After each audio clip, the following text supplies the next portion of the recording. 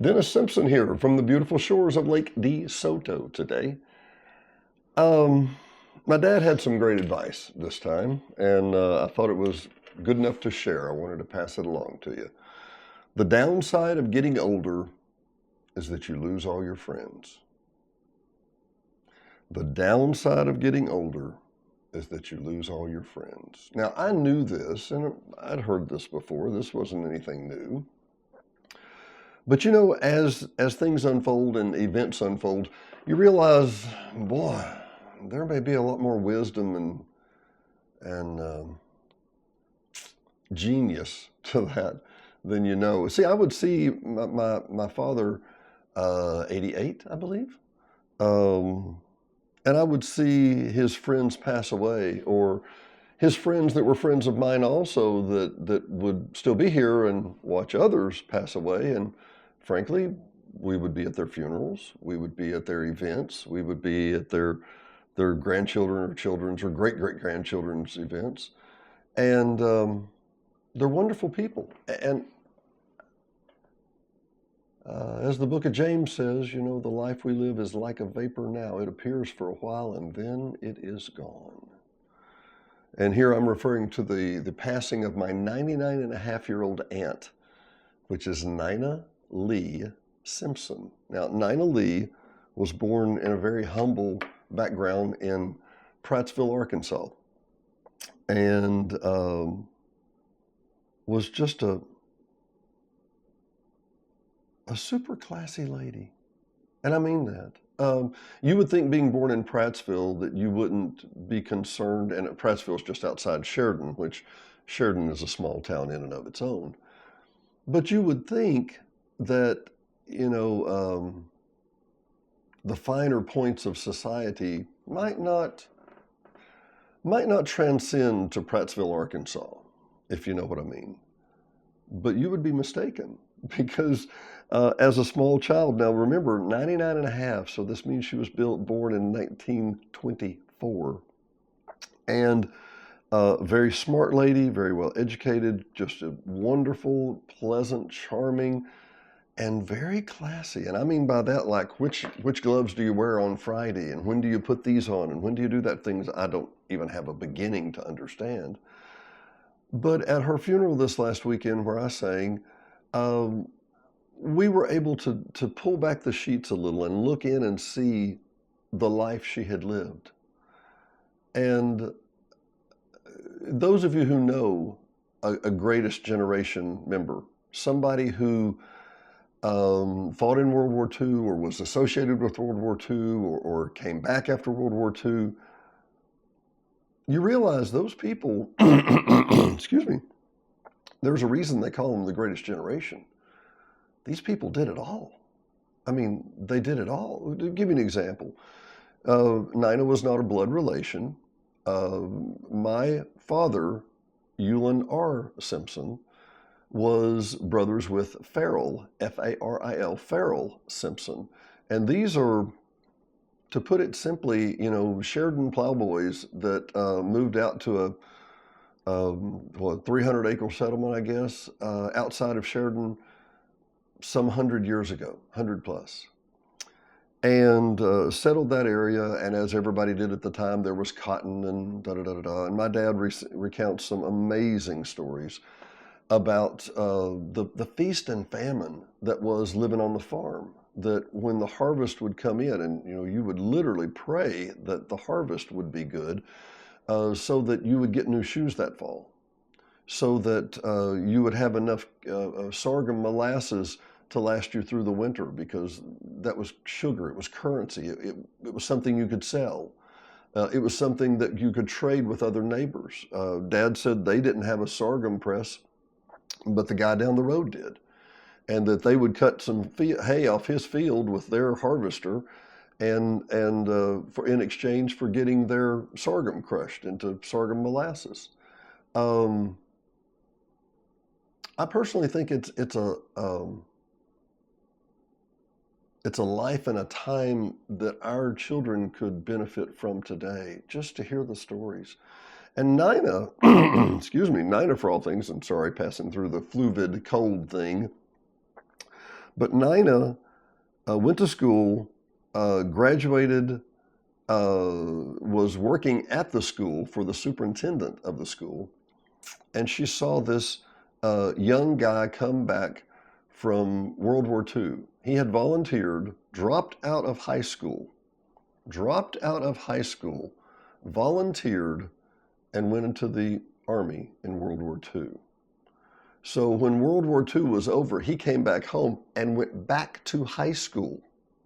Yeah, imagine some um, uh, 11th or 12th grader today sitting beside a World War II veteran.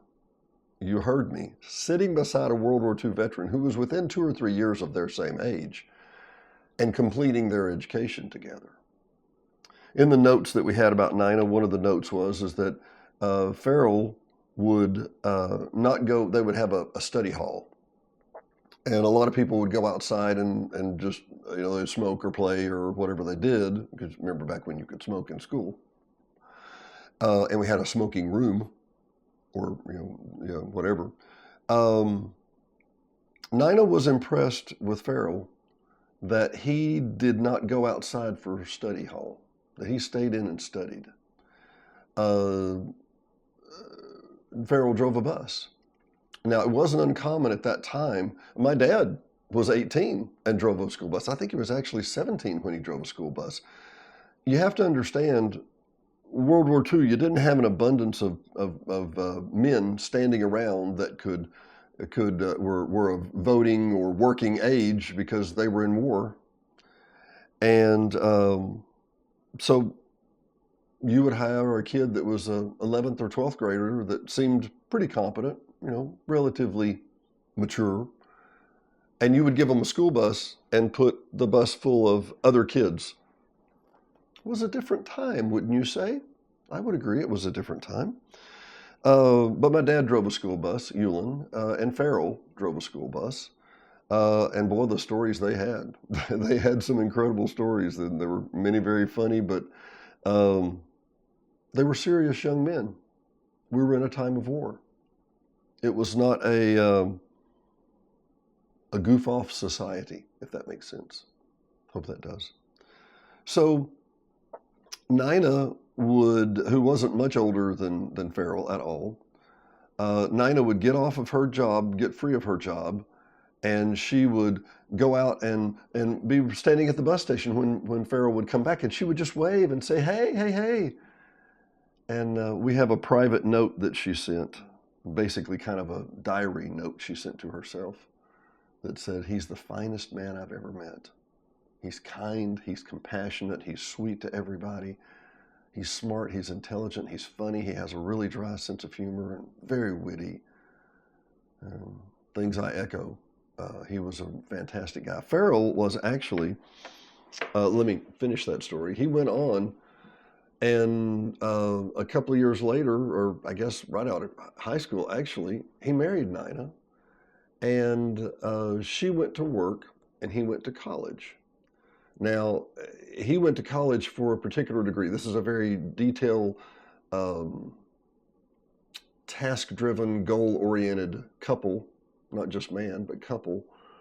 And he went to college, and she supported him all the way through college. She was the breadwinner. She paid the bills. It was very hard. It was very difficult. They didn't have a lot of money. He obviously had the GI Bill, had a veteran stipend or agreement. And he joined UCA, the University of Central Arkansas in Conway, and he was a professor in physics. I think he did some chemistry. I think he taught chemistry too, and I'll tell you why in just a moment. The memories I have of Farrell, he was the president of the Arkansas Bluegrass Association. He was he has an album he wrote, and you'll think of him, well, he's just a musician. No. He has an album called Redneck in Mexico, one of my favorites. He was a true Renaissance man in that I remember one time we went up to visit, and the University of Central Arkansas, Conway, UCA, had I think it was a 10-inch or 15-inch reflecting telescope.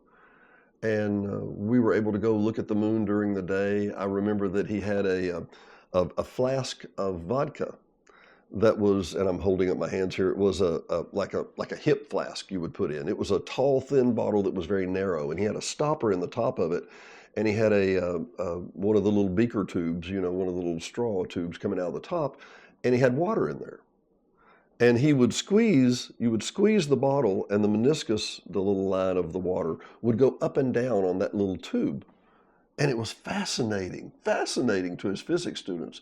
One guy told him one day, if he thought glass would bend, he could explain how that happened. Glass bends, just for what it's worth.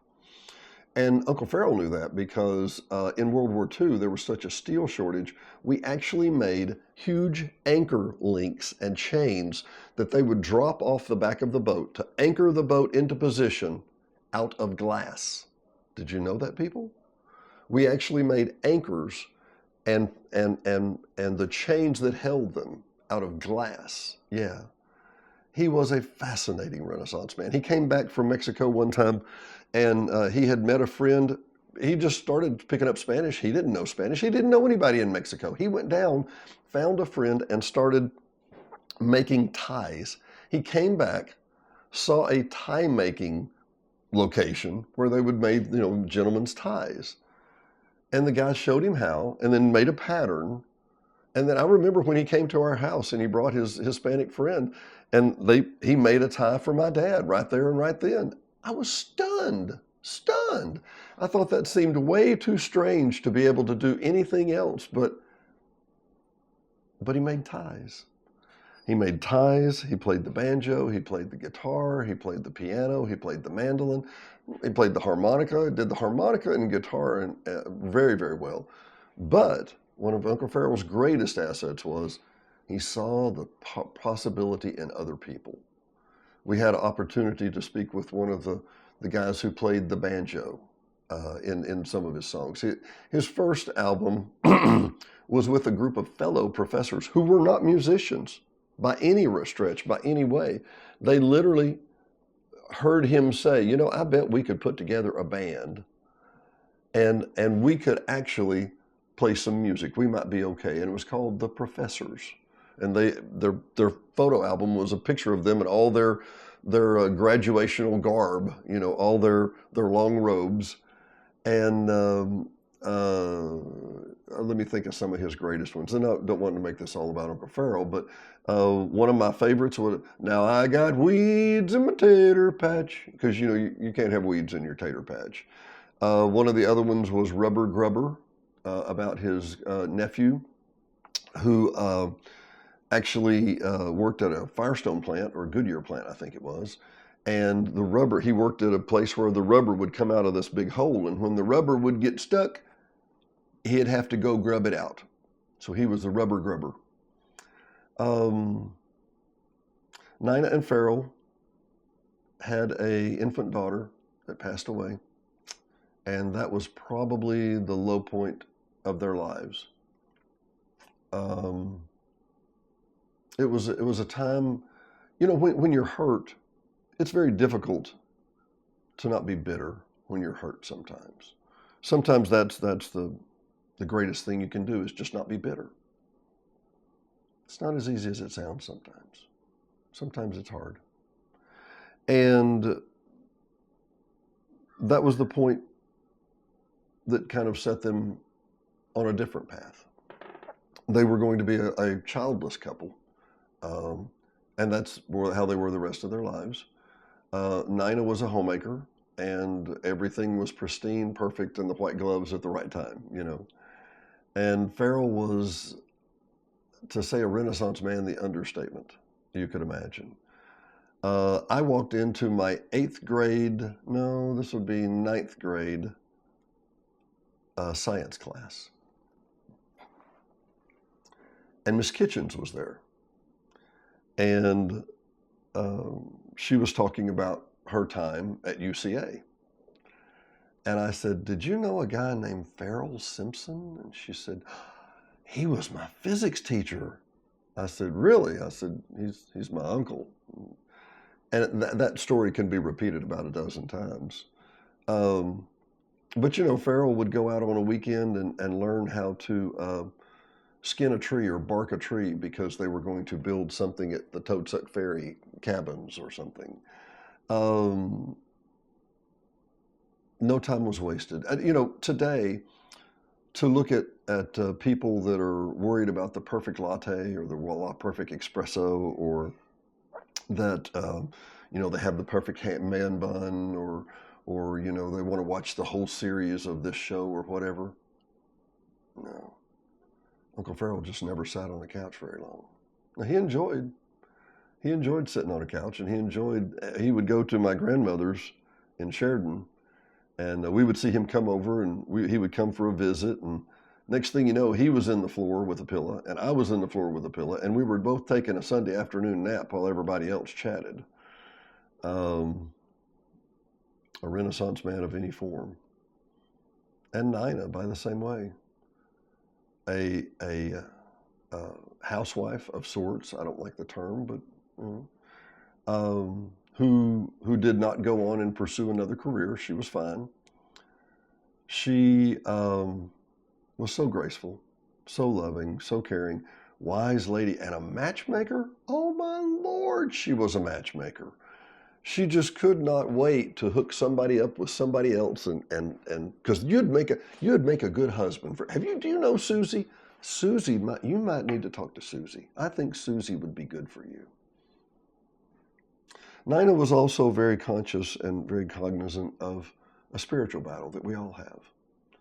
And she kept reminding us to center ourselves in Christ and to come back to the middle.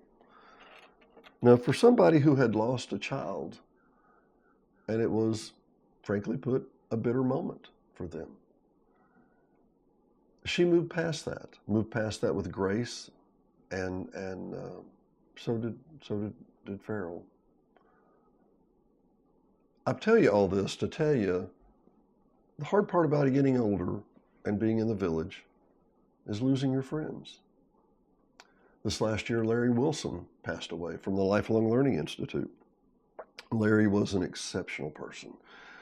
He too, like my uncle, was an educator. But unlike my uncle, he did a Santa Elvis, and Larry must have been all of 5'4" and 220 pounds. So he didn't look a lot like Elvis, but it didn't stop him from singing great songs. He was an AV guy. He loved working on AV. He loved working in computers. He loved being in the computer club. He loved having his own institute for longer learning. And he passed, as we all will and do. And as we lose that greater generation, I was just thinking, by the way, just got a nice haircut at Cowboys. Jim did this. Just let you know. We're not only members, we're users, if you know what I mean, of the hair club. But as I was driving back from Cowboys, I asked the hardest question to myself that I'm going to ask to you. Are we ready to take on the responsibilities of that greatest generation as they pass daily? Are we? I remember when I was in school that if a junior or a sophomore was dating a senior, that was nearly scandalous. Oh my God, they're 2 or 3 years apart. How can you do that? Well, you can get out here in the real world and you can be 10 years apart. Diane and I are 4 years apart. And you can make that work. I don't think that's hard. I think Nina and Pharaoh were 2 or 3 years apart, I believe. But I say all that to say that generation, can we match them? Do we have that resolve? I told somebody the other day, the two phrases that we don't hear often enough. The number one phrase, I'll cut to that. The number one phrase we don't hear often enough in our society today is you can't afford it. When was the last time someone told the government you can't afford it? Yeah, I hear you people out there. I know what you're saying. I know what day it is too. It's January the 6th. Yeah. But our youth, I think, say everybody from 50 down, hasn't heard you can't afford it. I have a nephew that some of the toughest advice I've given to is you can't afford that. Oh yeah, no, I can make the payments. You're not listening. You can't afford it. Making the payments is one thing. You can make your payments right into debt. You can make your payments into bankruptcy, but you can't afford it. I don't know that we can afford to not step up to what our greatest generation did. I know for me, I've been slacking. I don't think I've done and been the person that my greatest generation relatives have been. It was a challenge. And you know, why would you do an entire show, Dennis, about a funeral? Why would you do a show about friends dying? Because my friends, if you move to Hot Springs Village, which we would encourage you to do, you're going to experience this. You're going to look it square in the eyes. And some of your friends, some of your Larry Wilsons are going to pass away. Here, my friends, is to New Year's resolutions. It's not too late. It's still January. To resolve that we can be better, that we can be greater, that we can be a lot more like the greatest generation. Tough, gritty, resolve, self-determined, and self-sufficient. I hope that's for you. Dennis Simpson, from the shores of beautiful Lake DeSoto. We'll see you next time.